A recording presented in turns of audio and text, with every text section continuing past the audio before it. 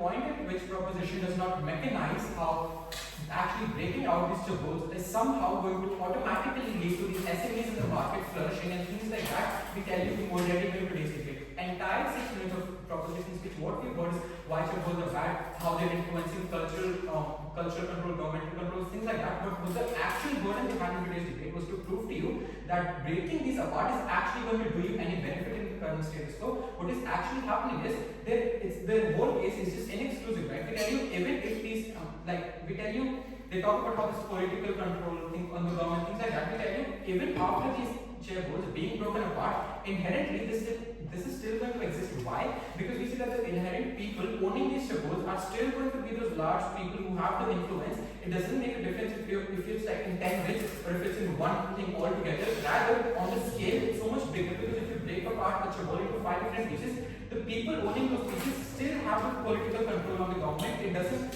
really reduce anything, rather increases it more on their side of the house. Second remark is how they talk about how there's lack of expertise and like people don't prioritize the growth of the company, things like that. And two main responses.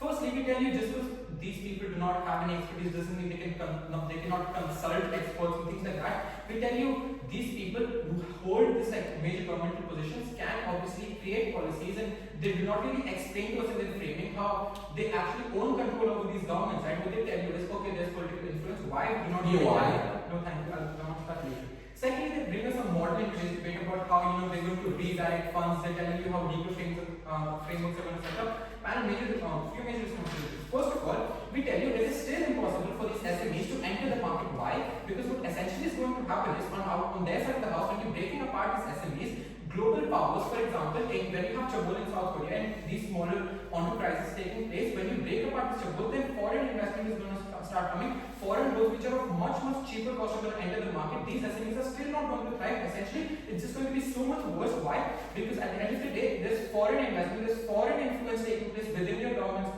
within the country's governance, within the country's economic control, things like that. The importance of these SMEs is still not going to be there. Whereas on our side of the house, we tell you it's more likely for these Chaebols to help out these smaller business, things like that. I'll be coming up in my arguments as well.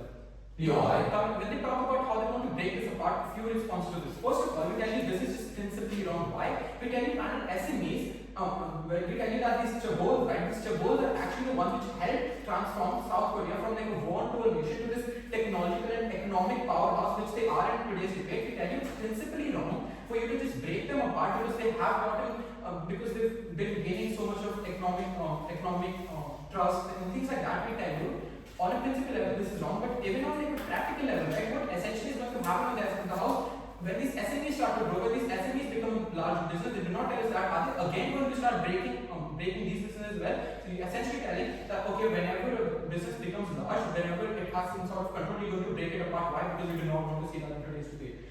Again, a larger impact of this again happens that government ends up losing accountability. These businesses are just going to be like, okay, you know what, I'm going to go to the United States of America, I'm going to set up my business there, at least the government supports these businesses going there. And on our side of the house, these monopolies are being benefited. I'll be coming on to that in my arguments now. And two major arguments. Firstly, about economic stability and global competitiveness. The major premise of this argument is in the framing we give you. The framing we give you that these Chaebols are not only corporations, they're the backbone of South Korean economy and its global standing. We tell you, dismantling them is not just risky, you're essentially just like throwing away this idealistic thing which they think is so very helpful. You're throwing away South Korea's future as a whole. We telling you, Chaebols hold this global competitiveness and they like global competitive titles. Like for example, Samsung has like 90,000 patents. Nice dominance in EVs are also so significant. We tell you, Chaebols are essentially protecting South Korea's national sovereignty. For example, like 60% of gold memory chips are made in South Korea thanks to Samsung and companies like that. What essentially happened is the mechanism behind this is that when you're like removing things like this, when you're breaking up Chaebols, you disrupt the whole delicate economy of the country itself. If we tell you, without their scale and without these global networks, South Korea's economy and exports itself would plummet. We see that these foreign direct investments again would dry out because the whole accountability these Chaebols hold in the global competitive market, they get more foreign investment and things like that. And we again tell you, like on the international stage, right, they are essentially securing markets and generating billions in revenue.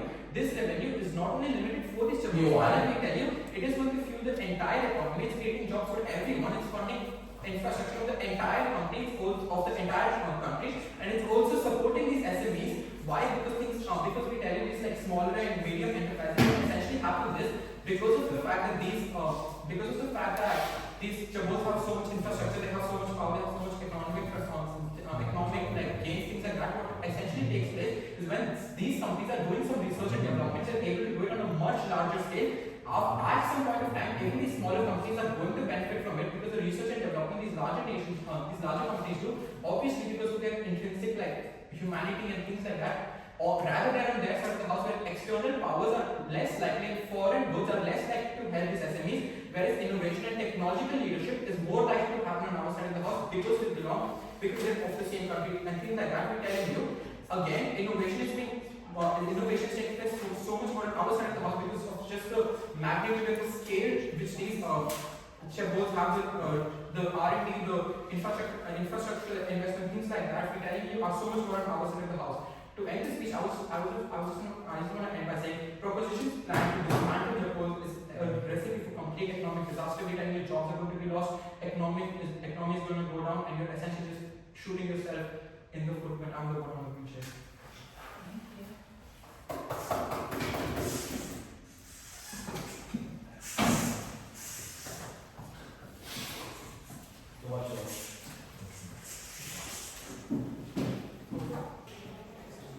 Starting my speech in 3, 2, 1. Esteemed judges, dismantling Chaebols isn't reform. It's a reckless gamble with Korea's economy as of it is. These giants built the global tech dominance which employ millions and anchor stability to Korea's economy as a whole. Break them apart, you decimate jobs, you sell the innovation to China, and you trade human engines of progress for chaos. 3 things in my speech. Firstly, dives the waters, what propositions already told to you. Secondly, clashes with different layers of analysis. And then thirdly, weighing this debate down on 3 different metrics: magnitude, vulnerability, and time frame. But before moving into any of that, I will reframe and recontextualize what really mattered within the context of today's debate. I think the major stakeholder of today's debate is the economy of South Korea. Because based on the economy of South Korea, you also play into various different actors. For example, the workers, the civilians. Break apart Chaebols, what does this mean? This leads to a financial crisis in South Korea as a whole. It leads to financial volatility. Why? Because when you break apart South Korea's biggest asset, the stock market in South Korea crashes as a whole. This is really bad. Because what really matters on the other side of the house is about how you benefit actors. The actor of South Korea as a nation, and we tell you that if you break apart Chaebols, you fall behind in the AI race, you fall behind in the tech race. Why? Because when you break apart Chaebols, you reduce efficiency as a whole. They tell you that SMEs need support, but without a substantial economy as a whole, without a proper economy as a whole, they won't be able to do that. Now, moving on to that developments, taking down propositions case at their best. I think the major point of analysis was reduction in corruption. 5 responses against this argument. Because firstly, families that own Chaebols still have political connections. He never really tells us why does that not happen on their side of the house. Secondly, magnitude of reduction of corruption is really low, even at their best. Thirdly, because these families still have ownership. Even if we're able to break them apart, the families as a whole still have ownership. They still have indirect control.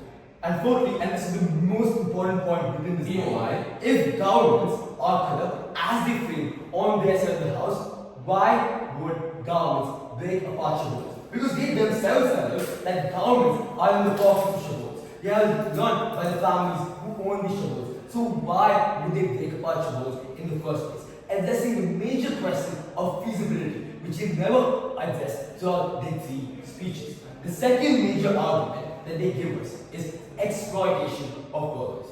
Panel, they never really tell us how does this change on their side of the house. Because please note that the same institutions that they talk about are still capitalistic in nature. So how does this change on their side of the house? And I think the third and major big argument was about competition and about growth of SMEs. Multiple responses against this argument.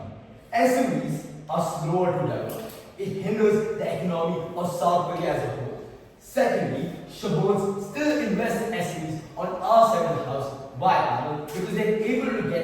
economic returns out of it on our side of the house. There are incentive structures that we are able to provide. Thirdly, 90% of people who work in SMEs still have a livelihood, a sustainable livelihood that does not get on their side of the house.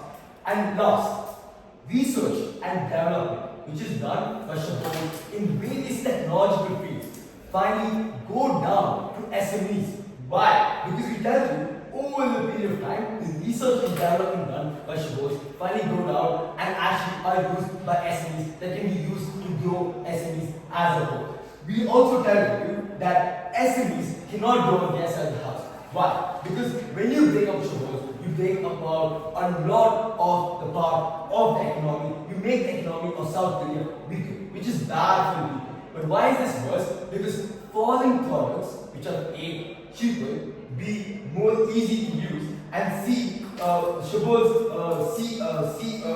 we're able to tell you that Chaebols make products cheaper on our side of the house. Why? Because Chaebols are larger in scale. These are forms of POI as a whole. Because Chaebols innovate because of global competition. Now moving on to the clashes. Which side of the house is better for the South Korean market? We tell you because of economic stability, Chaebols such as Samsung and Hyundai are the backbone of South Korea's economy. They were able to actually withstand global financial crises in the past. They were able to do that in the future. I think the opposition's idea of breaking up Chaebols would destabilize the economy as a whole because smaller, fragmented firms on their side of the house lack the capacity to maintain global competitiveness. This would expose South Korea to significant economic vulnerabilities. Secondly, what is better for citizens of South Korea? We talk about the economic impact of South Korea. When you break apart Chaebols, people lose jobs because you downsize Chaebols as a whole. This is worse for the people. This is bad for the people. You leave people in a vulnerable situation. They never address this question. Now, moving on to, even if you didn't buy any single point that I made in my speech, why do we still win? Because Chaebols are the backbone of South Korea, driving its economy, securing its national interests, and finally protecting jobs. Fragmenting them, it destroys South Korea's global competitiveness, weakens its geopolitical influence, and leaves its industries vulnerable to foreign powers. And for all those reasons, side team opposition, thank you.